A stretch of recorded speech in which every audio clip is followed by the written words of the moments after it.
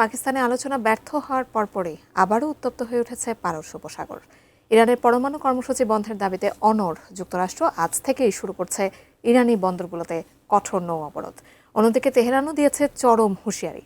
Wall Street journal বলছে ইরানে আবার হামলার পরিকল্পনা করছেন ডোনাল্ড ট্রাম্প। বিস্তারিত সঞ্জিদা সিলভিয়ার প্রতিবেদনে। শান্তির আশায় পাকিস্তানের ইসলামাবাদের আলোচনা শেষ পর্যন্ত ফলপ্রসূ হলো না।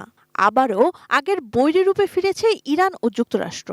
তেহরানের পক্ষ থেকে ইতিবাচক সাড়া না পাওয়ায় কূটনীতি ছেড়ে এখন রণকৌশলে মন দিয়েছে ওয়াশিংটন।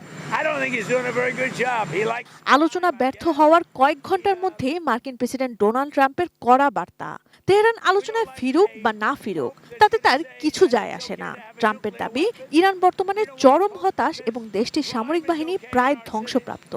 এদিকে ওয়াল স্ট্রিট জার্নাল এক চাঞ্চল্যকর প্রতিবেদনে জানিয়েছে ইরানে আবারও সামরিক হামলার ছক কষছেন ট্রাম্প। এর আগে সামাজিক যোগাযোগ মাধ্যমে ট্রাম্পের ঘোষণার পর মার্কিন সেন্ট্রাল কমান্ড নিশ্চিত করেছে আজ থেকেই হরমুজ প্রণালীতে নৌ অবরোধ।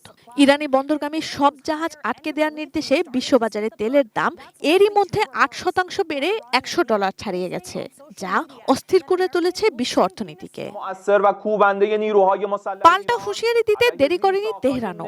রেভলিউশনারি গার্ড কোর আইআরজিসি জানিয়েছে হরমুজ প্রণালী তাদের পূর্ণ নিয়ন্ত্রণে। ওইদিকে এগিয়ে যাওয়া যে কোনো সামরিক জাহাজকে যুদ্ধবিরতি লঙ্ঘনকারী হিসেবে বিবেচনা করে কঠোর ব্যবস্থা নেওয়া হবে। ইরানের ঊর্ধ্বতন কর্মকর্তারা বলেছেন যে কোনো নৌ অবরোধে যুক্তরাষ্ট্রের ব্যর্থতা নিশ্চিত। ইরানের পররাষ্ট্রমন্ত্রী আব্বাস আরাকচি বলেন তারা একটি শান্তি চুক্তির খুব কাছাকাছি পৌঁছেছিলেন, কিন্তু যুক্তরাষ্ট্রের কঠোর অবস্থান এবং নতুন নতুন শর্তে সেই সম্ভাবনা ভেস্তে গেছে। এদিকে লেবাননে ইসরায়েলি হামলা থামার কোনো লক্ষণ নেই।